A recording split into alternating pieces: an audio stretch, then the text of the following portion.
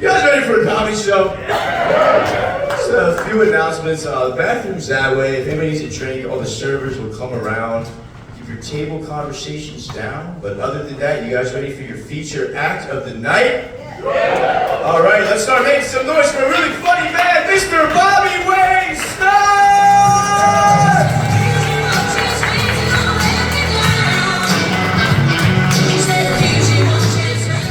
What is going on, party people? How y'all feeling tonight? All right, lackluster. I can dig it. That's what we drove down here for. Let's try that one more again. How y'all feeling tonight?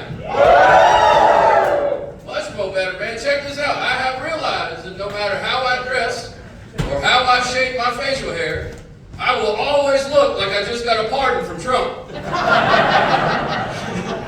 It don't matter what I do. I will always look like I was part of the, like if the insurrection was a video game, this is your default character right here. This is what you start out with. And if you make it to Nancy Pelosi's office, you get the buffalo hat. I don't even agree with them. I ain't even part of that. I ain't part of none of that shit. But I do disagree with them on one part. They went to the wrong building. They went to the Capitol building. The IRS building was right down the road. Instead, they chose the building with the most steps. Fuck that. If I was part of that group, I'd have made it halfway up and like, fuck it, I'm a liberal now. I'm headed back down the stairs. I'm going to help a trans kid out. Y'all getting uncomfortable too quick. I mentioned the trans kid, and you're like, oh, he's going to make fun of a trans kid. Or you're like, no, don't help a trans kid. I'm not sure. Which side y'all are on? All right, I want to see who I'm hanging out with real quick, so I'm going to do this. This is a test to see who I'm hanging out with. So real quick, round of applause. Clap your hands if you have never been in an orgy. Clap your hands if you've never been in an orgy. That's what it sounds like, a bunch of losers. You ought to try it sometime. A lot of fun. My favorite part about doing that joke was when only half of a couple claps. Right? Because, you know, that's going to be an awkward car ride home. Like, what, honey? It was college. I was experimenting. I put tape over my butthole. It was a good Christian time.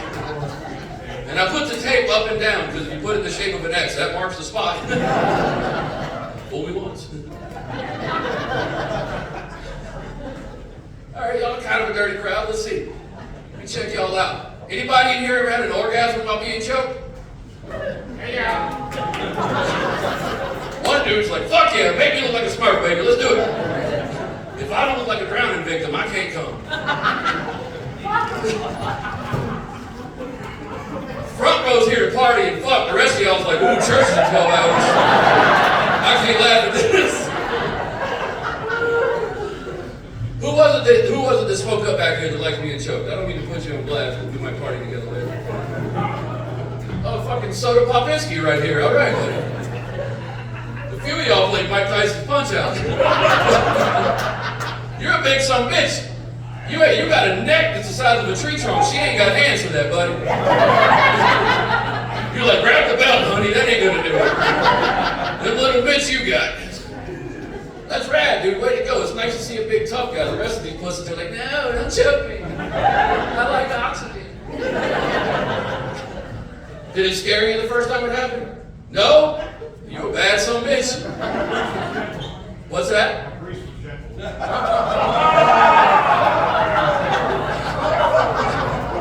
not asking your religion, sir. I guess you're Catholic. I was Baptist. They don't make eye contact.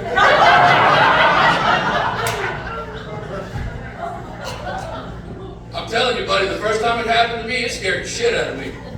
And the cop that was trying to arrest me. He was like, get in the car. I was like, yes, Dad. I mean, officer. You make them handcuffs any tighter, it'd be a big old mess to clean up. All right, you got it perverted. Like it. Like people. My wife and I have been together for a really long time now. We're very adventurous when it comes to sex. We've done all the cool shit. We've done the orgies. We've done swinging. We've done polyamory. All the cool shit. And we've reached a point now where we're going to like the extremes. Okay? And you've been here, I can tell. So here's what's happening, all right? My wife now wants to peg me. Guy that got chokes at hell yet, all right. If you guys don't know what pegging is, basically here's what happens, all right? Your wife puts on a rubber wiener, and then she invades your forbidden chili ring. I don't want to do it. I still got the factory seal on mine, so I'm not sure that it's for me. But I love her, so I consider it at times. And we've reached what I can only describe as the hostage negotiation part of it. Because she wants to do it, and she's like, hey, let's try this shit out. Let's try one that's the same size penis as you. And I'm not confident that I have a big penis. In fact, I don't have a big penis. The only upside to my penis is it's much like the guy that wins the lottery and during the press conference is like, well, I'm still going to go to work. But they will show up every single day and do the job it's got to do. It's like a drunk redneck at a bar. Did you say something? No, they didn't. Calm down. Don't have a big penis, but now that she's like, hey, let's try a strap-on that's the same size as you, I'm convinced I got the biggest dick in the world. It's terrifying. So we've reached that part where it's a hostage negotiation. The other day she's like, hey, let's go to a sex toy store. Let's just check it out. All right. I love you. Let's go check it out. We get to the sex toy store, and immediately I go to the end that's closest to the door. That's where the small ones are. They don't care if they get stolen. My wife's at the other end of the rack, holds up a big red one. She's like, what do you think about this one? I'm like, bitch, that's a fire extinguisher. Put it back. She's wearing me down, though, y'all. I'm considering it. Like, I kind of want to let her do it. Not because I want to get pegged. I just want that bitch to see how long 4 minutes really is. Right? Why are you breathing so hard, huh? Why are you sweating on me? Why are your arms shaking like that? I'm going to tell you guys something. I'm not going to tell you this to pretend like I'm better than anybody out there. I'm not trying to be uppity about this shit, but I am vaccinated.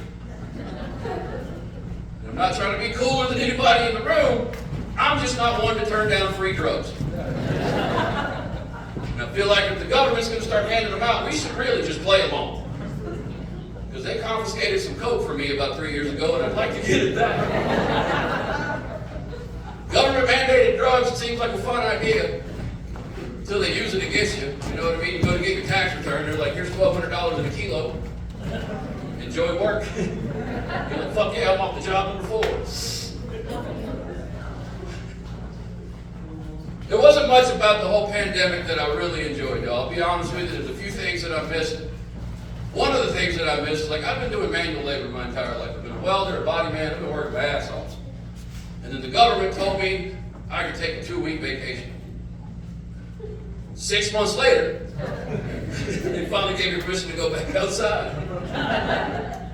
But during this time, I found myself watching too much television. And I found myself watching television that made me feel better about myself. Like, one of the shows that I would watch was called My 600-Pound Life. And I'm going to tell you right now, nothing makes you feel better when you're eating a personal pan pizza, which is a large when you're depressed, than watching My 600-Pound Life. Because you'll be watching it, and you're like, look at that fat son of a bitch right there. He's got to go to the hospital on the record. The nerve of me to say something like that when I am sweating, standing still right now, is insane. But it made me feel better, you know?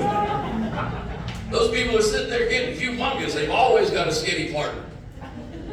And I look at my wife and I'm like, you obviously don't love me that much. I'm only 300 pounds. They've got an enabler getting them up to 600. Another show I love to watch is a TV show called Hoarders. And if you ever struggle to clean your house, just put on the TV show Hoarders. You're like, you know what? I deserve a day on the couch. I'm doing pretty good. My wife came home one day bitching about how dirty the house was. I turned on Hoarders and I was like, hey, huh? Have we ever found a dead cat under our laundry? No. Fucking relax.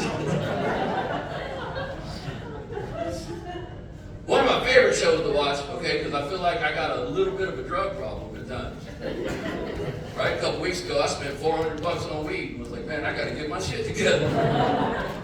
Then I watched a show called Intervention. If you don't know what intervention is, let me explain how it works to you real quick, all right? Basically, one person is having entirely too much fun. And his 5 most boring friends try and put that shit to a stop. And I watched that show because I feel like I got a drug problem, you know? But then the other day I'm watching it, and one guy scratching his chest talking about, I suck dick for vodka. I was like, man, I got my shit together, y'all. Hell, I just found out I could save $400. I've been doing addiction all wrong.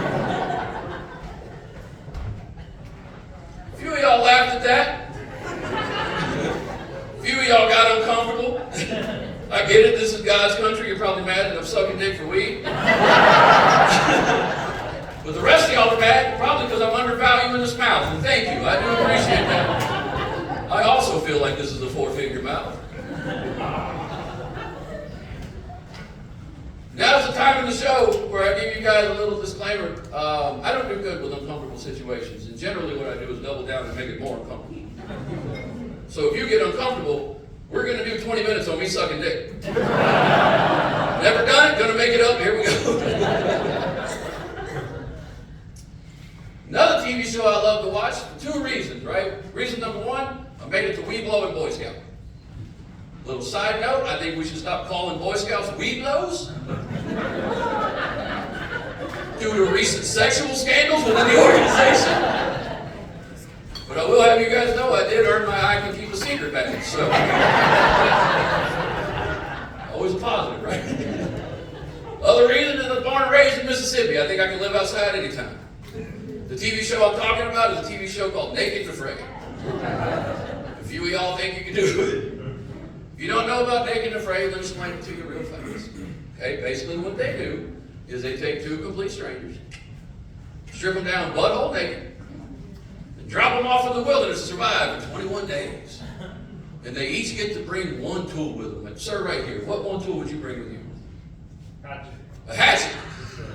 I don't know why she thinks that's so fucking funny. It's a great idea. That or you try to use a hatchet around the house, she's like, don't use the flat end, stupid. Man, why are you laughing at him using it? Unless he's a fan of Insane Clown Posse, there's no reason to laugh that hard at the word hatchet. What about you, sir? What 1 tool would you bring with you? Machete. A machete. You don't have to say it all fancy like that. Where are you from? You're from South Carolina. Ain't there a motherfucker from South Carolina ever said, machete. Sound like you're ordering something at a fancy restaurant. I'll have a glass of Merlot and the machete. What's that? I was thinking about Danny Trejo. You're thinking about Danny Trejo? Man, you're not getting laid tonight. Not unless you got a big old Mexican dude tattooed on your chest. It ain't happening. I've been up here doing jokes for 10 minutes. You've been daydreaming about Danny Trejo the whole fucking time. That's why you bring a hatchet in case somebody says machete. Chop that motherfucker up. Are you the guy on the first date? Yeah. About to ruin it for you. What 1 tool would you bring with you, sir? Rope? You said rope. Man, get the fuck out right now. It's already in his trunk. Don't ride home with it. I don't ever trust any Southern man that says rope for anything.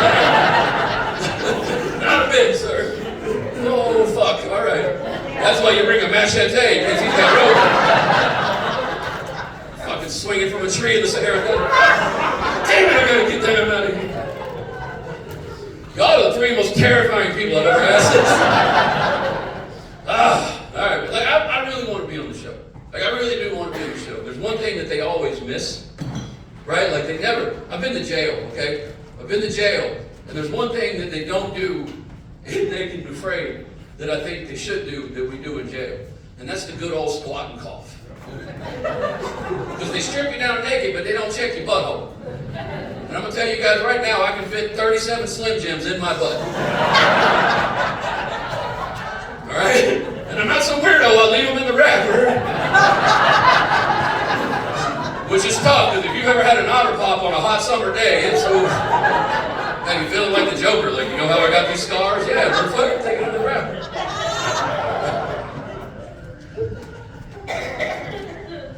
I really want to be on the show, y'all. I'm being honest with you. I really want to be on the show, but I'm also really scared to be on the show. I really want to be on the show, and I think about what I bring with me. Right? Like maybe I would bring a hatchet. Maybe I'd bring a pot so I can boil water. Maybe I'd bring a bug net to keep the bugs off of me, and I can go fishing with it, right? I think about this often. I really want to be on the show. But I'm also really, really scared to be on the show. Because I'm worried that for the first time in the history of cable television, they're going to have to blur out a man's titties because I'm too fat. All because I violate some shoulder to nipple ratio I didn't know. Now the FCC's like, that's more than 4 inches. We got to put some pixels on that titty. What makes it twice as embarrassing is my belly hangs low enough they wouldn't have to blur out my dick. So So the one tool I would bring with me would be a t-shirt. You know, it's extra long, we're doing a tall tee, buddy. I watch the show a lot, and I'm kind of tired of seeing the same places. You know what I mean? Like it's always the desert, it's the frozen tundra. It's cool, it's tough, we've seen it. But I think we need to try something a little new. Right? Like I think we should try an episode of Naked and Afraid in an elementary school. But you can't get seen. That's the whole thing. You got to make it 21 days without a kid seeing you. If they see you, you got to register and you're out of here. Be fun. There's something else that I really miss about the pandemic, and it's this right here. Okay, I miss the mask mandate. And I'm not saying that because I think any of y'all are ugly or you got bad breath. I miss the mask mandate for this reason right here. I am a big fan of shoplifting. And when we all look like suspects, it's pretty easy to steal some shit. Keep in mind, I'm this fat, I can't run. I need us all to be wearing masks. Look here, man, I'm going to tell you guys the same thing I told my children. Never, ever, ever steal from the little guy. Walmart can fucking get it. I don't give 2 shits about the Walton family. They own Walmart and the Denver Broncos. Fuck them. I'm not a fan of either one. All right, are you guys all part of the Walton family? Why you get so fucking tight here? Look, I'm going to tell you, this is why you should steal from Walmart. Number one, it's fun. It'll make you get hard. I promise. Here's the main reasons you should steal from Walmart. All right, number one, most important, when Walmart came along, they pushed every mom and pop business out of business in your area. Okay? Fuck them, steal from them. They stole from you. Reason number 2, you should steal from Walmart. They pay their employees. One of the richest companies in the world pays their employees a sub-poverty wage and then gives them a pamphlet on how to apply for government benefits. Whose pocket does that come out of? Yours. That's why you should steal from Walmart. Like if you don't steal from Walmart, you're not a patriot. All right? Real patriots steal from Walmart. If you refuse to steal from Walmart, I want you to march right out to the parking lot garage, walk right up to your F-250 and take the nuts off the bumper. Because neither you nor that truck has any balls, all right? Reason number 3, you should steal from Walmart. Only 47 more to go. When you walk into Walmart, as I did the other day, I went in there to buy the ingredients to make a salad, which I know is the least believable part of the story. And on my way out of the building, I passed through a magical portal where I go from customer to employee. I had to bring up my own shit. And they didn't even have the common courtesy to show me where the employee discount button was. So I went back the next day and got myself a TV, rang it with bananas. Fuck them. It's only my second day. What are they going to do? Fire me? Fuck y'all. Target's hiring. I'm headed over there. Look better in red anyway. If you're afraid to steal that way, let me put you up on game on how to do it the old school way, all right? The way I've been stealing for almost 30 years. What you do is you walk into Walmart, you grab your buggy, all right? Walk back to the steak aisle. Find yourself the nicest, juiciest ribeye you can find. put them on the bottom of the cart. Then you walk over to the dog food aisle and get a 50-pound bag of dog food, put it right on top with the barcode up. Why do you do that? Because the person working the register is making minimum wage. Ain't nobody making $10 an hour going to pick up shit over 10 pounds. You and Fido both fit to eat good tonight. I did that joke in Conroe, Texas one time, and I had a guy yell out, "I ain't got a dog, I don't give a fuck." It's the premise of what we're doing, all right? You ain't got a dog? Okay, here's what you do. You go to Walmart, you put the steaks in the buggy, you put the bag of dog food on top of it, pay for the dog food, steal the steaks. On the way home, drop by the Animal Foundation, donate the dog food. Right. Now you're Robin Hood. Anybody else that turns you is an asshole. The front row, we are going to Walmart after the show. Everybody else, you can buy it off the marketplace when I mark it up. Revolution starts on aisle 5, motherfucker. I mentioned that I tell my kids to never steal from the little guy. I have 4 kids, man, and the oldest is 22 now. And when I'm a stepdad to the older 3. When I met the oldest, she was 10 years old, okay? And the older 3, I still see them as the kids that I met, right? Because I didn't get to see them from a baby and see them progress into an adult. So a lot of ways in my mind, when I look at them, I still see that little kid. So I'm very protective of my older 3 kids. Because even though she's like 22, I still see that little kid. And as she was growing up, I wasn't necessarily ready to deal with grown-up things. You know what I mean? Like I went from being not a dad at all to I'm the dad of a 10-year-old to I'm the dad of a teenager in a very short amount of time, which meant I wasn't prepared for the things I was about to find. All right? And one of the things that I found that was quite possibly the scariest was we decided to go through her phone one day, as good parents do. We didn't look at her pictures, right? That's her privacy. That's up to her. Where we made the mistake is that we checked her search history. And that's when I got offended. Because the words midget and basketball team were in there. And I wasn't offended that she used the word midget. I was offended that she put the word basketball team behind it.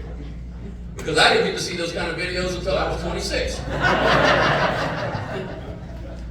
But we made it entirely too easy, right? Like we give our kids these phones and they have a portal to all the porn they could ever want. But the way we grew up, if we wanted to see naked people, what did we have to do? Very first step, you got to get on your bike. Then you got to ride it way out to the middle of a field. You're going to find a rock out there. You flip it over, and there lies the map to the treehouse that has the Hustler magazine inside. We don't get to type in the word boobs. Like as a kid, the closest thing I had to porn in my house was Channel 99. A few of y'all had the cable box. At an early age, I was watching scrambled porn. I didn't know if I was jerking off to a titty or an angle, but I got it done. And I think that's why our generation doesn't really struggle with sexual identity. Because we've been just jerking off the body parts and using our imagination. So we found the porn, and that's whatever. I mean, that's a part of your childhood, right? Like everybody here found porn in different ways. So it was a big shocker just because it was so easy to find, and the extremity of which she found way too early. There was no buildup, you know what I mean? So we had to talk with her about that, and then after that, about a year or so later, we catch her skipping school. And at first, I was a rebellious kid, and I'm still very rebellious. I very much don't follow the rule if I don't have to. As long as I'm not hurting anybody else, fuck the rules, okay? So when I found out she was skipping school, I was like, finally, we've got a cool kid. Then I got the truancy letter, and I was like, all right, I appreciate you trying to stick it to the man, but check this out. I'm the man. Take your ass back to school. Because now I got to pay a fine for this shit. But at the time, we lived in Las Vegas, right? And Las Vegas is the sex trafficking capital of the United States. And when I realized that, it kind of scared me. So I was like, wait a second, you're skipping school? Where the fuck you going? And she goes, we are going to the park. Who the fuck is we? Oh, it's me and my boyfriend. Boyfriend! What are you guys doing at the park? She's reluctant to tell me, which just kind of gives me even more of an idea of what's going on. what are y'all doing at the park? And she goes, well, kind of fooling around. What the fuck? How old is this boy? He's 17. He's 17? You're fooling around at the park? Why didn't you go to his car? He doesn't have a car. You're fucking a boy without a car? We raised you better than this. How about you fuck a football player so we can get some tickets to the homecoming game for us, huh?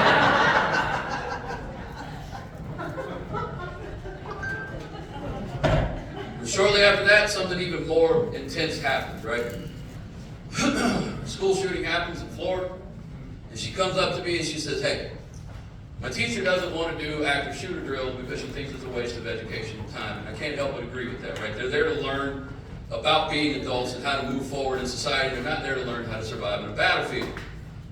She asked me, she goes, what should I do if I encounter an active shooter? And I was like, oh, fuck, what have I done with Call of Duty? I was like, all right, well, here you go. And the first thing you do, number one, most important thing you do is you get small, okay? Small targets are hard to hit. After that, you zig and zag your ass out of there and then all the way home because we want our baby girl to come home safe. She goes, okay, well, what if I have the opportunity to save somebody? You absolutely do. Don't go too far out of your way because number one, most important, we want our baby girl to come home safe. And then she goes, well, what do I do if I am face to face with the shooter? And I was like, take him to the park.